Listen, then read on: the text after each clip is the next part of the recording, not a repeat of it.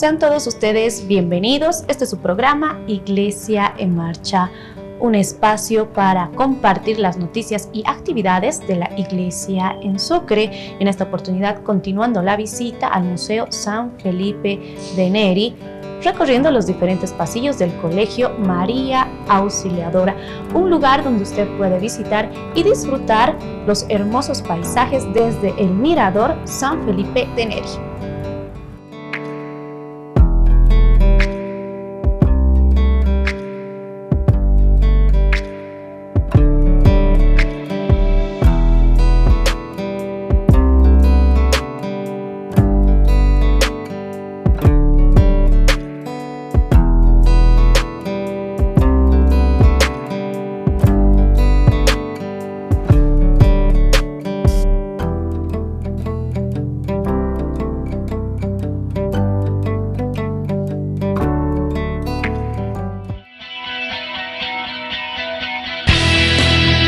Empecemos el programa con el mensaje del Santo Padre, el Papa Francisco, para el mes de mayo. Mientras la economía real, la que crea trabajo, está en crisis, cuánta gente sin trabajo, los mercados financieros nunca han estado tan inflados como ahora.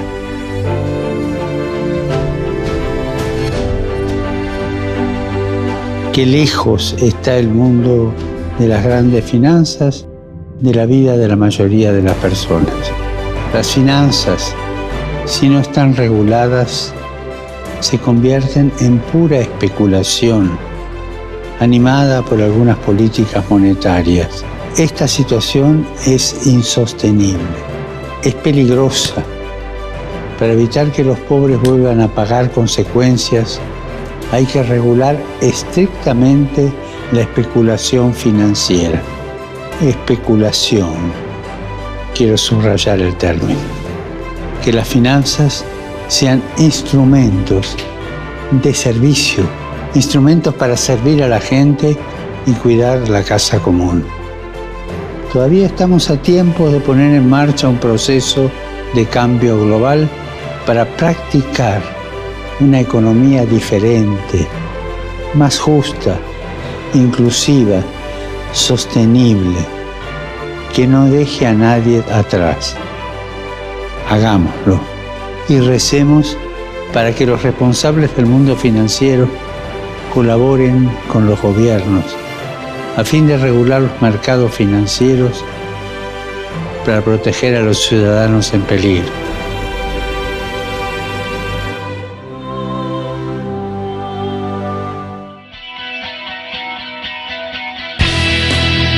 Escuchemos también el mensaje para este tiempo de Pascua de Monseñor Ricardo Centellas, arzobispo de Sucre.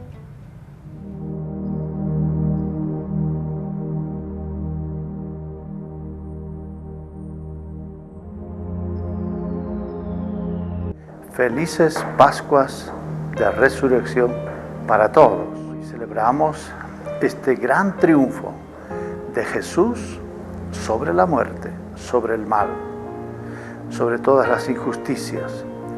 Renovemos este nuevo espíritu que Jesús nos comunica de manera permanente.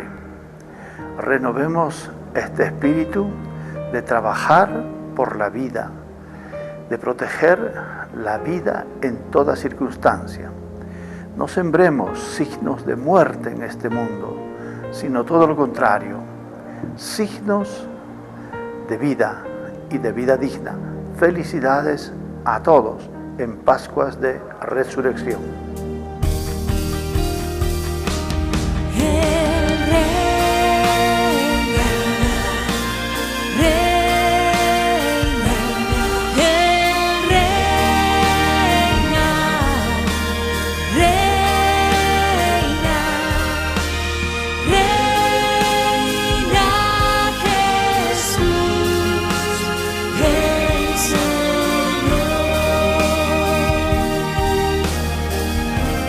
Arquidiócesis de Sucre. Compartimos el trabajo de la Fundación Solidaridad y Amistad Chuquisaca Treveris.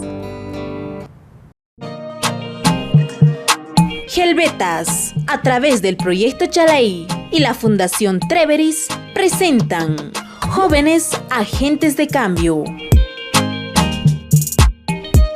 Conocer para emprender. Bienvenidos, hoy damos inicio a nuestro primer microprograma Conocer para Emprender. Este programa está orientado a jóvenes que desean ser emprendedores y exitosos.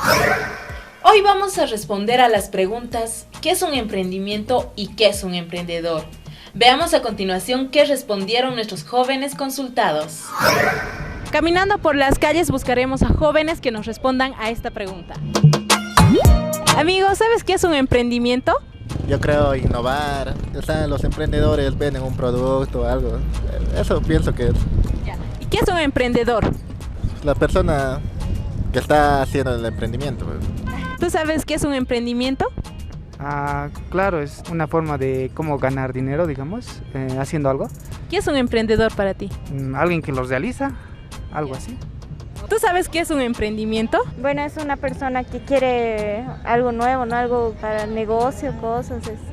¿Qué es para ti un emprendedor? Una persona que crece mentalmente, o sea, alguien que se capacita, que puede dedicarse a su crecimiento personal. Para conocer un poco más de este tema, tenemos la presencia del ingeniero Yamil Carlos Campero Alcaraz. Muy buenos días, ingeniero, es un placer tenerlo en nuestro programa. Ingeniero, existen muchos jóvenes que confunden emprendimiento y negocio. Coméntenos, ¿cuál es la diferencia entre emprendimiento y negocio? Muchas gracias, Sandra, por la invitación. Un saludo cordial a toda la audiencia del programa. Normalmente se asume que toda persona que tiene un negocio es un emprendedor, pero existen diferencias entre lo que es una persona que administra o es propietario de negocio con un emprendedor, ¿no? Esto tiene que ver mucho con el carácter, con ese espíritu emprendedor, crecer, innovar. Si bien ambos buscan una independencia económica, ambos buscan conseguir objetivos, logros de superarse, pero el emprendedor va un poco más allá. Y coméntenos, ¿qué necesita un joven para animarse a emprender? Desde varios contextos podría responder esta pregunta, ¿no? Uno que tiene que ver con el carácter. El joven no tiene que empezar a formar su carácter cuando ya tenga 20 años, por ejemplo. Necesita tener una oportunidad de ir formándose desde muy pequeño. Tiene que tener habilidades técnicas, es algo que se requiere para poder emprender. Por ejemplo, hablar de un emprendimiento de transformar algún bien o producir algún bien necesita una curva de aprendizaje y eso no se aprende de la noche a la mañana. Por otra parte, el joven, no por su condición de joven, va a tener ya las puertas cerradas. Él mismo tiene que empezar a dejar de lado algunos prejuicios mentales que se tienen de ir postergando porque le falta plata, porque le falta apoyo o porque le falta la infraestructura. Creo que esos son aspectos que se pueden ir consiguiendo. Desde otra óptica necesita el apoyo obviamente de todo el ecosistema en el cual él vive. Estamos hablando de autoridades, de sus maestros que tienen que ir coadyuvando para que trabajar en ese terreno fértil que necesita el emprendedor. O sea, son normativas, son apoyos, es financiamiento. Y obviamente muchos de los jóvenes han visto truncados sus iniciativas económicas por el tema de financiamiento. Creo que muchas de las familias de donde provienen los jóvenes, principalmente en el área rural, no tienen un respaldo económico como para poderles garantizar un crédito. Entonces, como verás, son varios aspectos, pero fundamentalmente está en la cabeza del emprendedor el quitarse algunos prejuicios que de entrada ya son limitantes. Y eso es lo que el joven necesita, animarse, necesita, como decimos vulgarmente, lanzarse al éxito. Y en esta prueba de ensayos y errores es donde va encontrando la ruta y la verdadera actividad emprendedora que él va a tener, ¿no? Muchas gracias, ingeniero, por su aporte y esperemos que los jóvenes que tienen una idea de emprendimiento se animen a hacer realidad su sueño. Sí, es importante empezar a generarles oportunidades.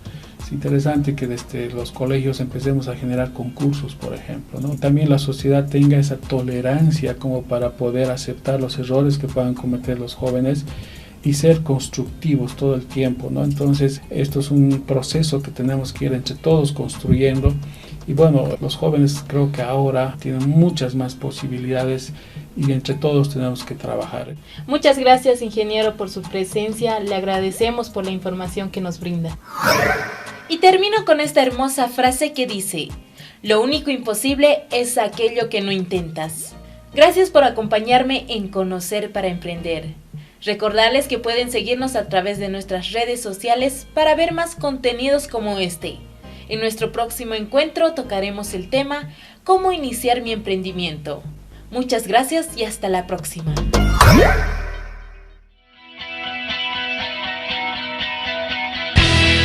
La Iglesia saluda a la clase obrera del país por el Día del Trabajo.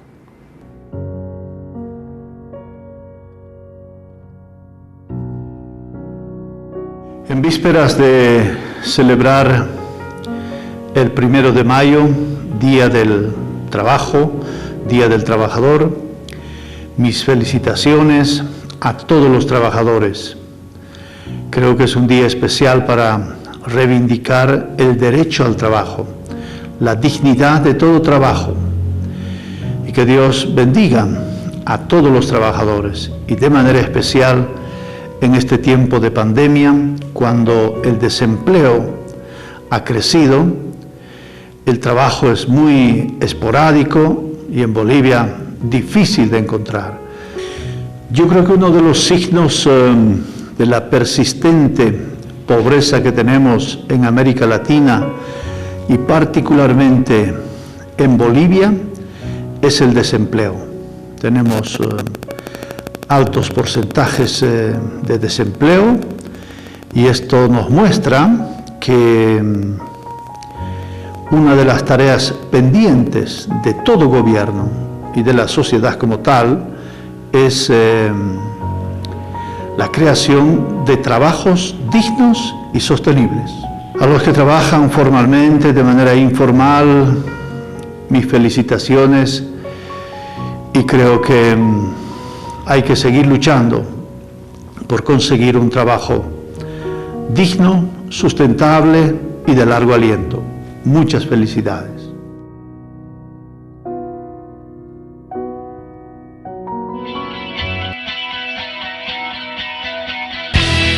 El padre Henry Vallejo, en su Eucaristía en honor a San José Obrero, pide que el trabajo sea dignificado. Asimismo, nos recuerda que el amor es el vínculo de la perfección. Escuchemos.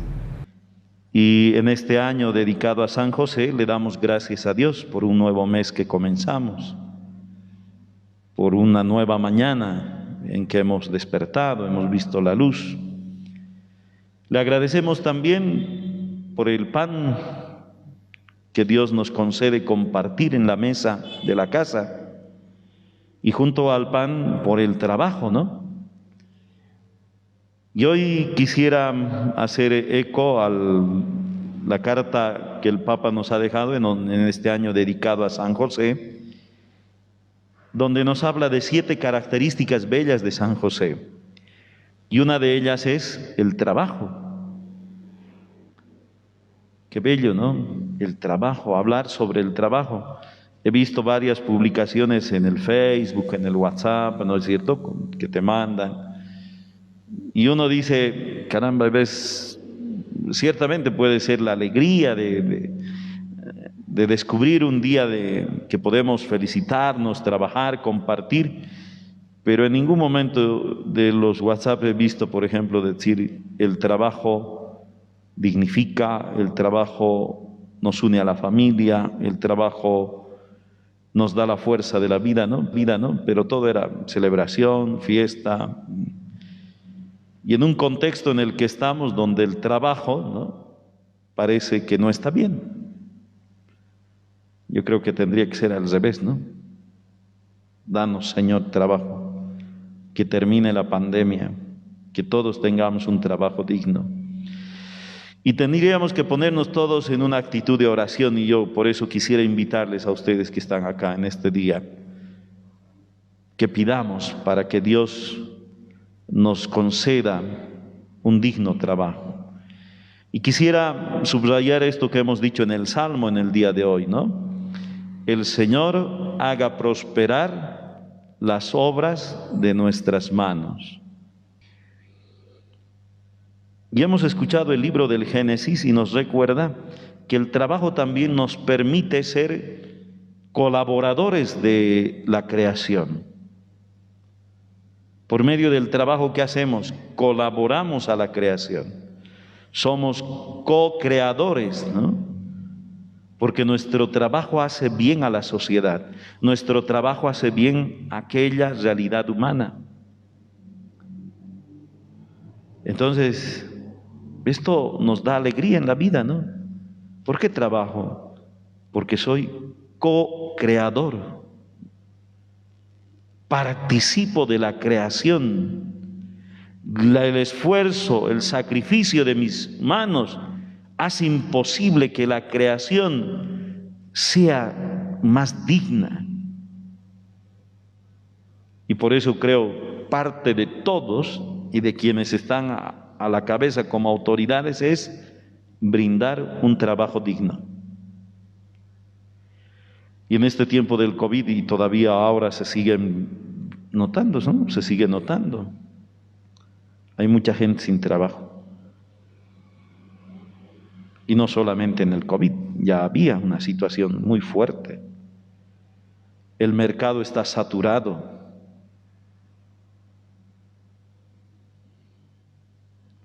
Las carreras, los lugares de trabajo están saturados. Pero también hay que pensar, ¿no? ¿Por qué están saturados? El trabajo informal ha crecido. Y no vamos a echar la culpa, es que no hay, no, hay que buscar, hay que sentarnos para descubrir. He leído un artículo donde nuestro presidente echa la culpa a algunos de que no hay trabajo por culpa de algunos. Yo digo, no es así, no es cuestión de echar la culpa. Es cuestión de sentarnos y pensar cómo promover un trabajo digno. No va a ser fácil, pero tenemos que sentarnos, porque si nos echamos la culpa los unos a los otros, nunca vamos a acabar. La Pastoral Juvenil Vocacional Trinitaria, de la mano de su pastor, el padre José Miguel Marengo, realizaron visitas a familias de las poblaciones alejadas de su comunidad parroquial, llevando la comunión y canastas familiares.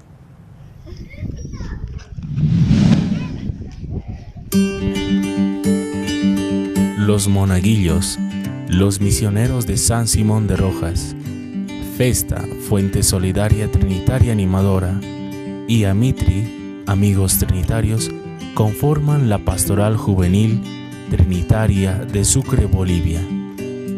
Ellos se organizan y reúnen por diferentes medios la recolección de víveres, ropas y juguetes. Todos los jóvenes de la Pastoral Juvenil llevan todas estas cosas a las comunidades rurales dentro de nuestra jurisdicción parroquial. Este año se visitaron las comunidades rurales de Purunquila, Italula, Sisipuco, Itachi, Picachulo y La Copaya, Pitantorilla y Guayas, Chamina y Misca. Este año, afectado por la pandemia y con la intención de cuidar la salud de los jóvenes y de las personas de las comunidades rurales, se llevó esta ayuda en diferentes fechas.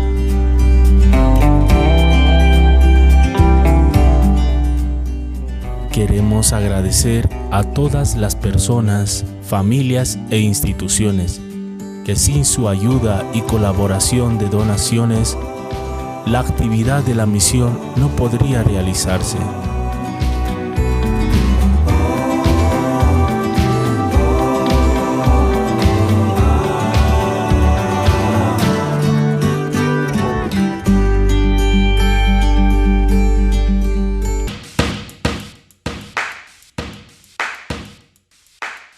Y todos los creyentes vivían unidos y lo tenían todo en común. Vendían sus posesiones y haciendas y las distribuían entre todos, según las necesidades de cada uno. Con perseverancia acudían diariamente al templo, partían el pan en las casas y compartían los alimentos con alegría y sencillez de corazón. alababan a Dios y se ganaban el aprecio de todo el pueblo. Te llevamos en el corazón.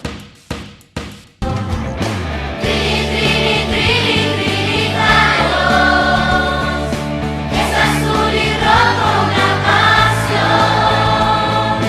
Trinitario,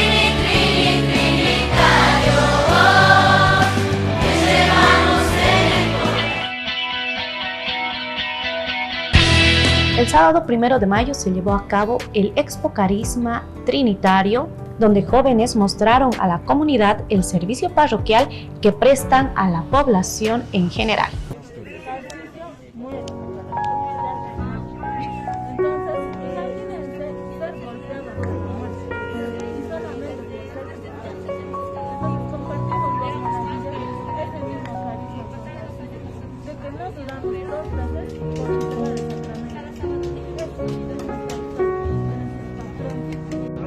Santo de la Santísima Trinidad, es un santo trinitario.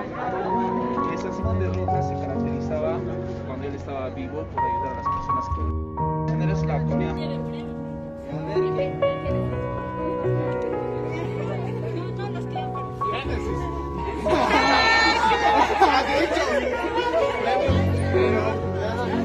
Ya, se ve un chico. ¿Quién quiere probar suerte? La Semana de la Familia se celebra en Bolivia del 10 al 16 de mayo y Monseñor Jesús Juárez, arzobispo emérito y responsable de la pastoral familiar de la Conferencia Episcopal Boliviana, llama a participar activa y creativamente de esta Semana para la Familia Boliviana. Queridas hermanas, queridos hermanos, queridos agentes de pastoral familiar, es para mí una alegría poderme dirigir a ustedes para hacerles una invitación que nos llena de alegría. Como es de conocimiento de ustedes, a partir del 10 de mayo al 16 de mayo, la Iglesia Católica en Bolivia te invita a participar de la semana dedicada a la familia. Y el cambio que hemos realizado es también para adecuarnos al 15 de mayo, donde las Naciones Unidas han también dedicado o dedicarán este día para el recuerdo de la familia a nivel mundial. Como es de su conocimiento, el Papa Francisco declaró en la solemnidad del 19 de marzo, pues recordando el 5º aniversario de la exhortación pastoral Amoris Laetitia, recordando el 5º aniversario de su publicación, el Papa declaró a partir de esa fecha el año de la familia, que terminará con el Congreso en Roma del próximo año, también sobre la familia. Quisiera invitarles a este momento muy importante de la semana dedicada a la familia. Es la celebración de la Eucaristía, que realizaremos el sábado 15 a las 4 de la tarde en la capilla de Nuestra Señora de Guadalupe. Será transmitida por Católica de Televisión, por redes sociales, por Facebook de la Arquidiócesis y también de Católica. Contamos con su presencia porque están invitados sacerdotes, religiosos, religiosas y todos los agentes de pastoral. Pues ánimo, que sea una semana realmente familiar, que haya ese gozo, esa alegría, esa paz, esa oración y este compromiso por participar de la pastoral familiar en nuestras parroquias, porque el mejor regalo que nos puede dar el Señor es constituirse en familia a imagen de la familia de Nazaret, de Jesús, María y José. Y que la bendición de Dios Todopoderoso, Padre, Hijo y Espíritu Santo descienda sobre ustedes y les acompañe ahora y siempre. por su destacado aporte a la preservación y promoción de la cultura y el turismo a lo largo de 50 años en la ciudad de Sucre, el gobierno municipal otorgó al convento Santa Clara la medalla Heroína Juana Azurduy de Padilla en el grado Palmas de Oro. Que estamos otorgando como gobierno municipal es una distinción que se hace en nombre del pueblo de Sucre, en nombre de toda la ciudadanía católica. La esencia de nuestra ciudad es católica. Y por eso hoy día sentimos un regocijo particular al producir este acto de distinción.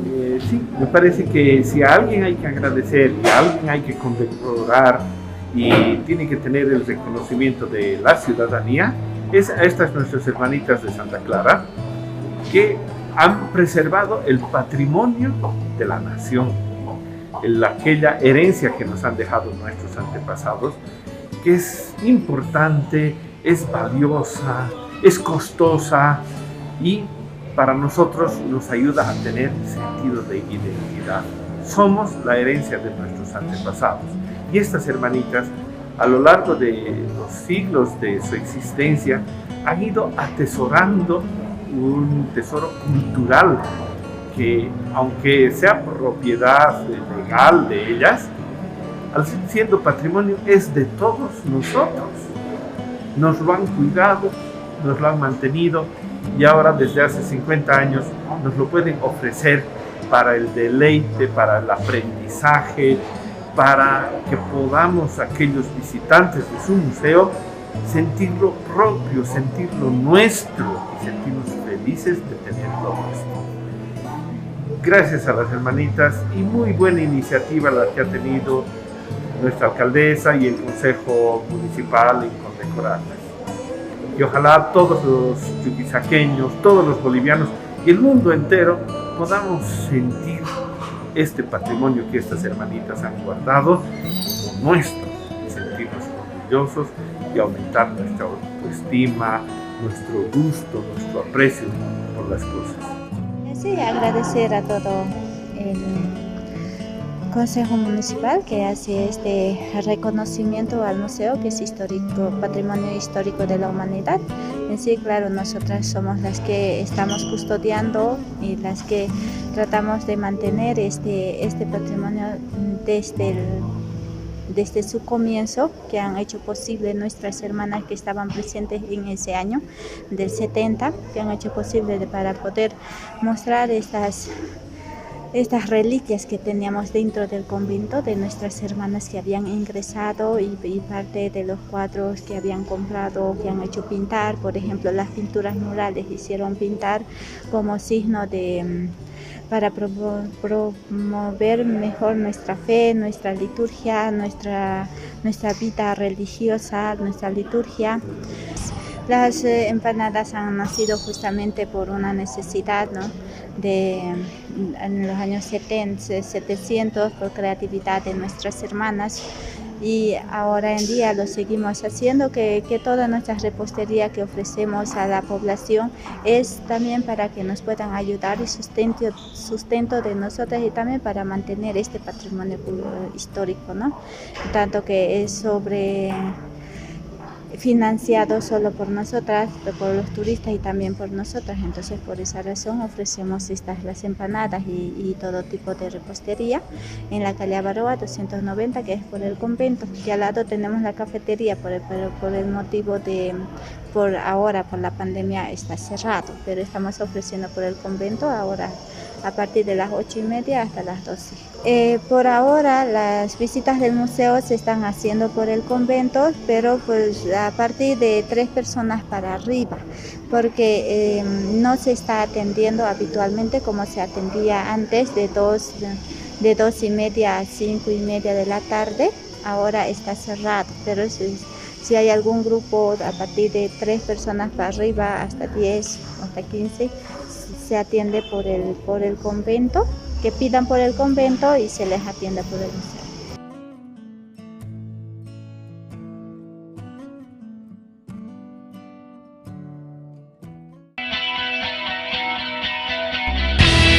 alrededor de 30 sacerdotes de la diócesis del Alto llegaron a Sucre con el motivo de un retiro espiritual y también para visitar a nuestro arzobispo emérito, Monseñor Jesús Juárez, quien fue obispo y pastor de esta diócesis durante 25 años antes de ser nombrado arzobispo de Sucre.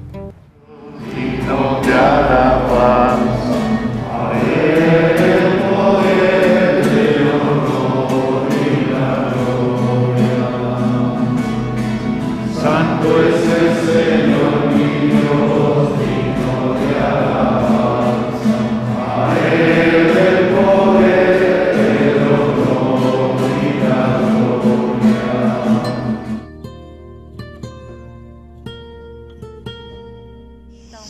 Bueno, ha sido la ocasión, se brindó cuando fuimos los obispos de Chuquisaca a Patacamaya para la toma de posesión del obispo de Corocoro, Monseñor Pascual Limachi. Allí me encontré yo con un grupo de sacerdotes jóvenes que durante los 25 años que estuve yo en la diócesis del Alto tuve la oportunidad y el regalo de Dios de ordenarlo. Y al ser también Monseñor Pascual Limachi un sacerdote, un obispo del clero diocesano del Alto, pues estando en el tiempo de Pascua dijeron, ¿y por qué no podemos ir a visitar a Sucre y estar con usted, Monseñor, y hacer un pequeño retiro?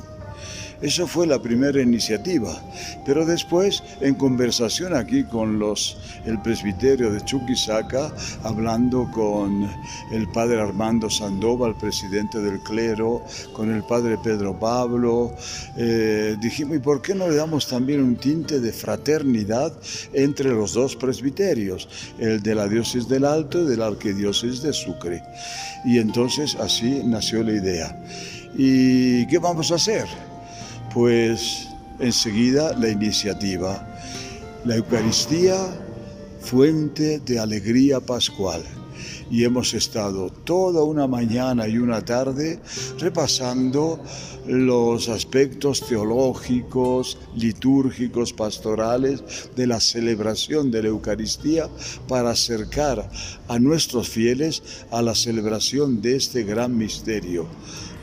La pasión, muerte y resurrección, recordando aquellas palabras, hagan esto en memoria mía.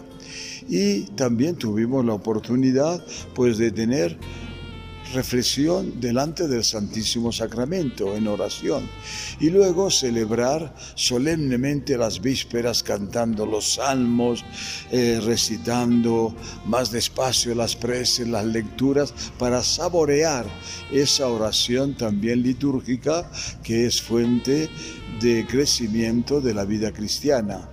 Pues para hacer un lindo partido de fútbol entre ambos presbiterios, y ha sido un momento muy interesante, de alegría, de desahogo, realmente de animación, etc. Hemos vivido un momento cultural muy importante, porque hemos visitado la Casa de la Libertad. Y han sido momentos históricos también para recordar los estudios que estos sacerdotes hicieron a lo largo de su formación. Después, guiados por el padre Bernardo Gantier, hemos visitado el Museo de la Catedral. Hemos visto también un poco la renovación que se está llevando en la catedral. Hemos visto la sala capitular y hemos gozado de esa sabiduría que tiene y ese conocimiento que tiene el padre Bernardo para transmitir estas obras de arte, esta cultura tan rica que tiene nuestra querida capital, la ciudad de Sucre. Y finalmente hemos venido aquí pues para celebrar la Eucaristía y qué lindo momento de unidad y de comunión que hemos dado en esta Eucaristía. Estaban los obispos de don Pascual Limachi de Patacamaya, Monseñor Giovanni Arana del Alto, Monseñor Edmundo como obispo emérito, arzobispo emérito de La Paz, yo como arzobispo emérito también de de Sucre, pues acompañados por el obispo auxiliar Monseñor Adolfo y precedidos por el actual arzobispo Monseñor Ricardo.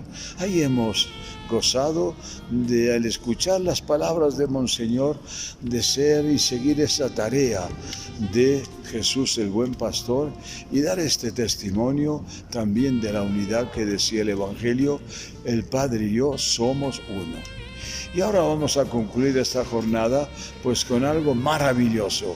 Hemos sido invitados a participar un ratito en Orígenes para conocer ese folclore, esa historia de nuestro país. Agradecemos a la Arquidiócesis de Sucre que nos ha acogido y a las instituciones que nos han ayudado. Un gracias especial al Colegio Don Bosco que nos ha brindado su ayuda y las hermanas salesianas misioneras que han atendido también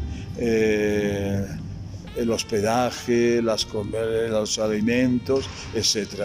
Y a las hermanas adoratrices el haber puesto a disposición este predio que tienen en Carapunco. Que Dios le bendiga, hemos rezado por ellos y casi ha nacido el compromiso de hacer una especie de AINI, así como hemos visitado, el Alto ha visitado a Sucre, Sucre también que visite a la diócesis del Alto.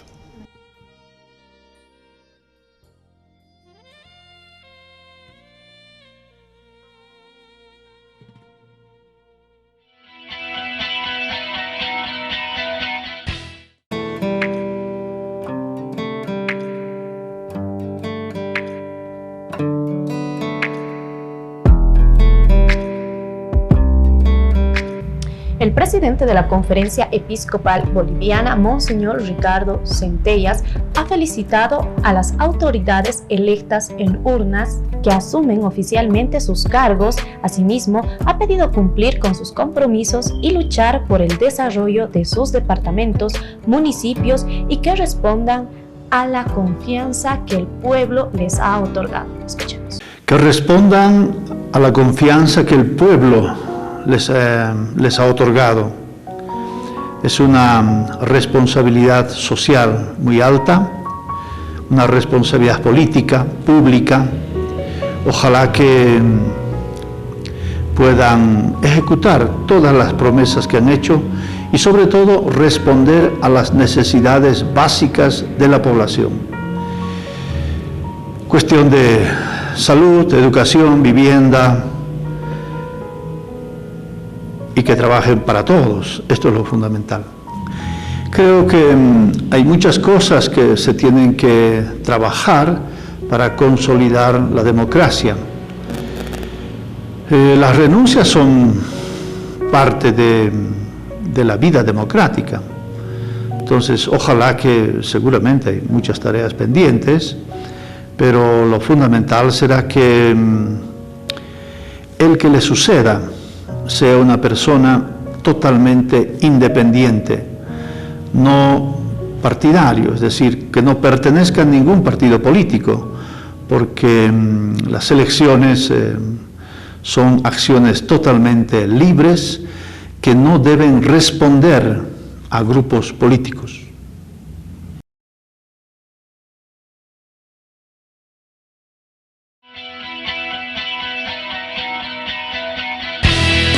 Entre información de la Iglesia en Bolivia, promovidos por el Santo Padre el Papa Francisco y convocado por el CELAM, la Iglesia Latinoamericana y del Caribe ha iniciado el proceso de reflexión rumbo a la Asamblea Eclesial que se llevará a cabo del 21 al 28 de noviembre en el país de México.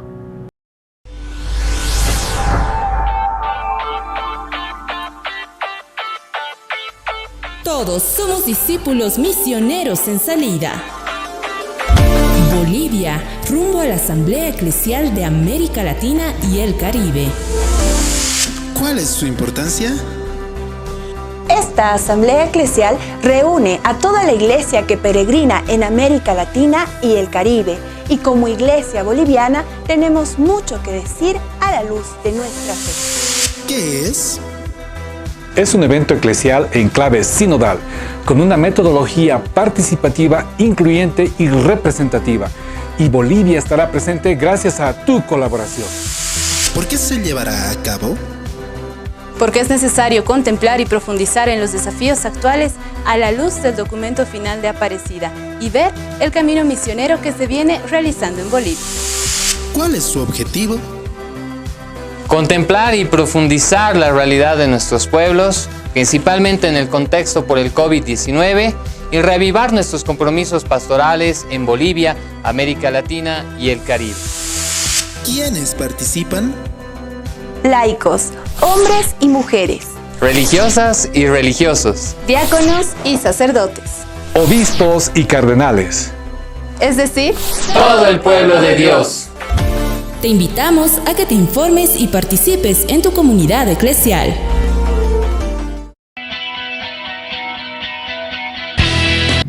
Monseñor Ricardo Centellas, arzobispo de Sucre y presidente de la Conferencia Episcopal Boliviana, invita a todo el pueblo de Dios a participar de la primera Asamblea Eclesial Latinoamericana y del Caribe. Todos somos discípulos misioneros en salida. Bolivia, rumbo a la Asamblea Eclesial de América Latina y el Caribe. Tenemos la oportunidad de participar a través de las distintas consultas que nos harán. Entonces, niños, jóvenes, mayores, todos los movimientos, las acciones pastorales y eclesiales que tenemos, estamos llamados a participar. Laicos, clérigos, religiosos, todos participemos de esta consulta para compartir y sacar conclusiones comunes, descubrir desafíos comunes para toda la Iglesia latinoamericana. Te invitamos a que te informes y participes en tu comunidad eclesial.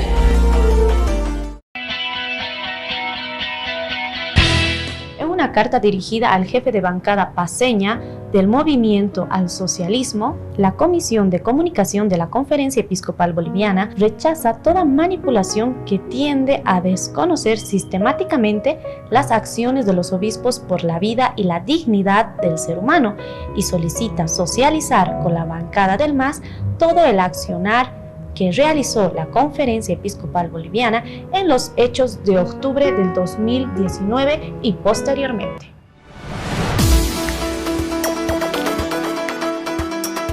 Después de las elecciones de octubre de 2019, ante la convulsión social en la que se vio envuelto el pueblo boliviano, los obispos de Bolivia se pronunciaron reiteradamente en defensa del patrimonio más preciado del ser humano, la vida y la dignidad.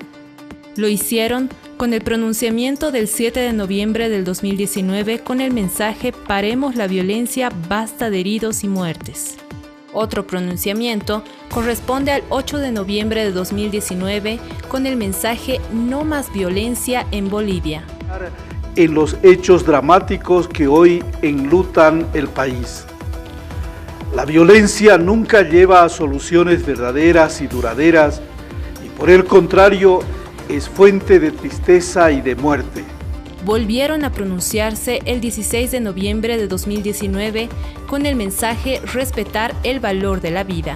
Ante los graves enfrentamientos del día de ayer en Sacaba, Cochabamba, en los que perdieron la vida 8 pobladores del Chapare, expresamos nuestra solidaridad con los familiares de las víctimas y aseguramos nuestra oración por su eterno descanso.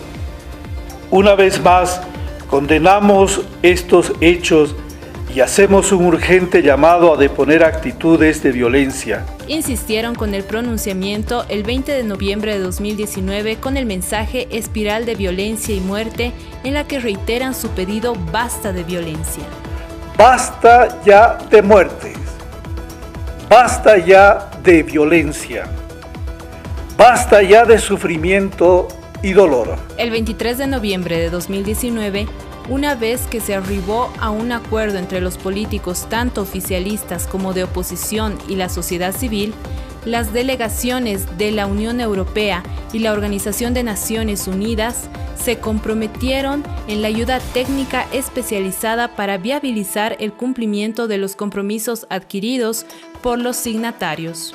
un programa de construcción de paz que comprenda las siguientes actividades. A. Integrarse a la facilitación de la mesa de diálogo. B. Apoyar los esfuerzos para prevenir y superar conflictos a través del diálogo, particularmente en las áreas del país más afectadas por la violencia.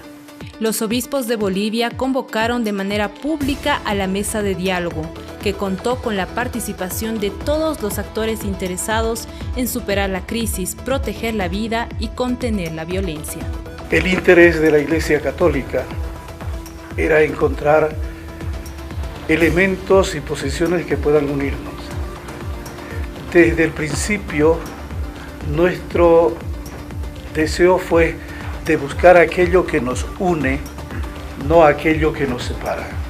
El 12 de diciembre de 2019 se pronunciaron con un mensaje de paz que convocó a construir una Bolivia unida en el Dios de la vida y por encima de las diferencias. Que el gozo de la Navidad nos reconcilie y pacifique y nos ayude a perdonarnos entre bolivianos.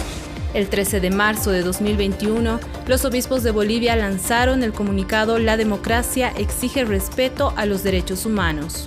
La Conferencia Episcopal Boliviana siempre estuvo sirviendo al pueblo boliviano, propiciando encuentros de diálogo y buscando la paz, con soluciones en las que siempre se tuvo en cuenta a todos, más allá de ideas políticas diferentes. Exhortamos a las autoridades del poder político a trabajar por el progreso en Bolivia, la justicia, la verdad y la reconciliación entre todos los bolivianos. Los obispos de Bolivia fueron testigos directos de lo que sucedió. Se solidarizaron con los familiares de los fallecidos y heridos en los hechos luctuosos de noviembre y posteriormente continuaron con su trabajo de participar en la pacificación del país. Acontecimientos de Sencata que pusieron en peligro a todo el Alto, también hay que decir eso, ¿no? Que acabaron lamentablemente con la muerte de algunos. La misma parroquia del lugar acogió a los heridos y acogió a los difuntos y acogió a sus familiares y se convirtió allí en un lugar de acogida de todo este problema y de toda esta situación.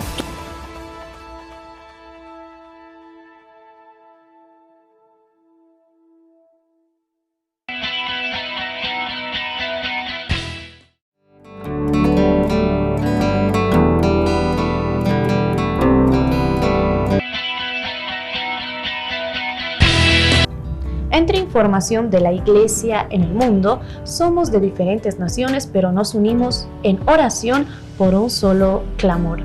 La Unión Europea condenó la violencia y el uso desproporcionado de la fuerza contra las manifestaciones en Colombia y consideró imperioso contener la situación, dijo el portavoz del servicio diplomático en la institución. Acompañamos la situación de cerca y condenamos los actos de violencia, dijo el portavoz Peter Stan, quien añadió que es realmente una prioridad contener la escalada de violencia y evitar el uso desproporcionado de la fuerza en Colombia, donde la represión a manifestaciones contra una reforma fiscal ha dejado al menos 19 muertos. Colombia enfrenta una compleja situación social tras la polémica reforma fiscal impulsada por el gobierno de Iván Duque. Episodios de violencia como este han cobrado la vida de 19 personas, mientras que otras 800 han resultado heridas. En medio de la tensa situación, los obispos colombianos han rechazado la violencia y los actos vandálicos.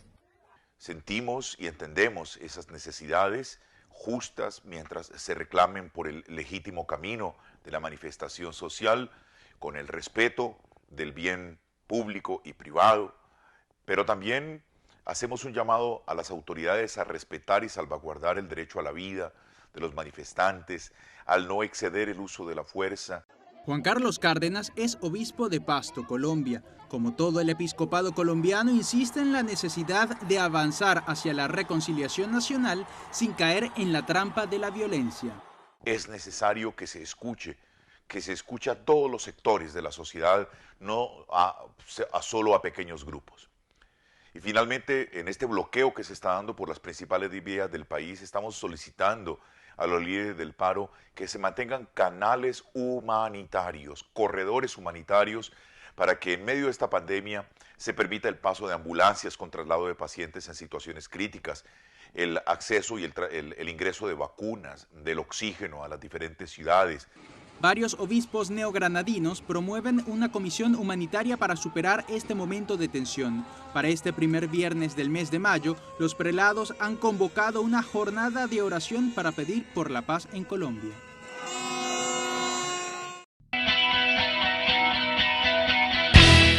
La India intenta hacer frente a una terrible oleada de contagios del COVID-19 y también organizaciones católicas como Cáritas trabajan para atender a los afectados.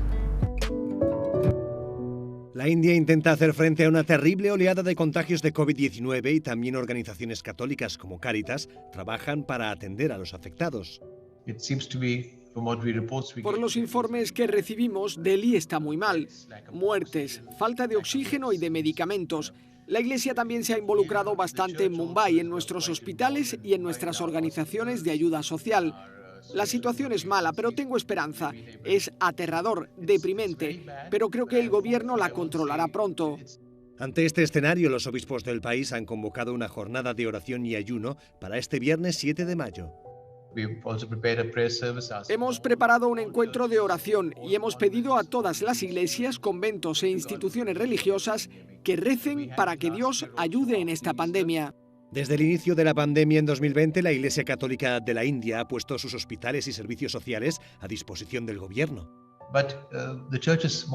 Pero la iglesia es pequeña, no podemos llegar a todo el mundo. Aunque tenemos una red que cubre todo el país, no podemos llegar a todas las personas. Y eso es realmente una angustia para nosotros, realmente una gran angustia, pero intentamos hacerlo lo mejor posible.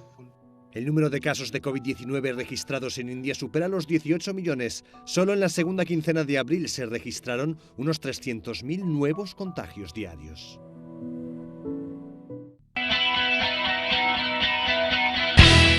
Carlo Acutis fue beatificado en octubre del 2020 y es el primer millennial en tener este reconocimiento. Este 3 de mayo habría cumplido 30 años si la leucemia no le hubiese quitado la vida a los 15.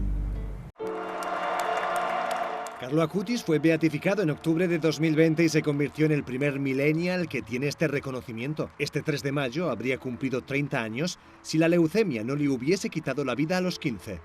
Y lo sorprendente es que a pesar de su corta vida, Carlo Acutis inspira a millones de personas, sobre todo a jóvenes. Lo que le hace extraordinario era su modo de vivir lo ordinario. Se confesaba al menos una vez a la semana, intentaba ir a la misa diaria y recibir la Eucaristía con frecuencia. Y fue en esa devoción a la Eucaristía, a través del ejemplo de San Francisco de Asís, de donde pienso que surge el secreto de su santidad. Michael Likens es editor de Catholic Exchange y ha coordinado el libro del sacerdote Will Conquer, Un millennial en el paraíso. Es una obra sobre Carlo Acutis y su vía de santidad. El escritor compara al beato Acutis con un cuadro de Caravaggio que se encuentra en Roma, La vocación de San Mateo. Allí pintó a Cristo como un judío del siglo I, pero la habitación y los personajes siguen el estilo de la época de Caravaggio, que es renacentista, uniformes tipo los de la Guardia Suiza. En el libro sobre Carlo Acutis se explica que Caravaggio lo pintó así para mostrar la relevancia de las enseñanzas de Jesús en cada época. Por eso, como muestra la vida de Carlo Acutis, Dios busca a las personas donde ellas están. En Un millennial en el paraíso, Will Conquer explica la historia de Carlo Acutis, por ejemplo, cómo su pasión por la tecnología y su amor por la Eucaristía les llevaron a hacer una web sobre milagros eucarísticos. Es difícil que no te inspire, es difícil que no te ayude a decir ¿cómo puedo ser un católico mejor como hizo este chico? ¿Cómo lo consigo? Eso fue lo que llevó al autor del libro a escribirlo. La obra original es en francés, pero ya está en inglés. La idea es dar a conocer a Carlo Acutis a más personas, mostrarlo como un nuevo amigo que pueda ayudarles en el camino espiritual. El libro se apoya en testimonios de amigos y familiares de Carlo Acutis. Con pequeñas anécdotas muestran cómo este adolescente vivió las virtudes y cómo los cristianos de hoy pueden seguir sus huellas. La historia cuenta que el 13 de mayo de 1917, 3 niños, Lucía, Jacinta y Francisco, pastoreaban a sus ovejas, cuando de pronto se les apareció la imagen de una mujer vestida de blanco y rodeada de mucha luz. La mujer les pidió que retornaran el mismo día y a la misma hora durante 5 meses consecutivos. En los mensajes, la Virgen invitaba al arrepentimiento, la conversión y la práctica de la oración, además de que quería que le construyeran una capilla en el lugar. La última aparición de la Virgen tuvo lugar el 13 de octubre de 1917. Ese día se produjo el llamado Milagro del Sol y lo presenciaron más de 70,000 personas. La Virgen entregó 3 mensajes a los niños y se conocieron como el secreto de Fátima. 2 de estos secretos se dieron a conocer en 1941, mientras que el tercero no fue revelado sino hasta el año 2000 por el Papa Juan Pablo II. Hoy su santuario se considera uno de los centros de peregrinación más importantes del mundo.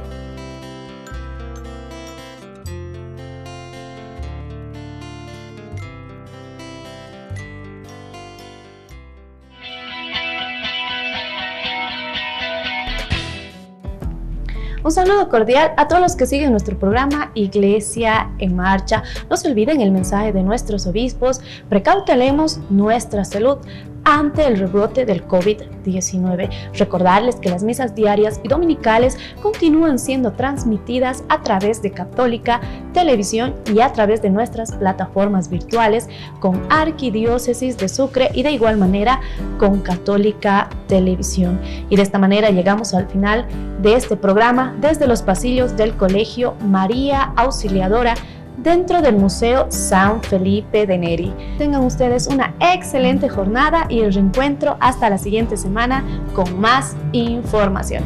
Muchísimas gracias.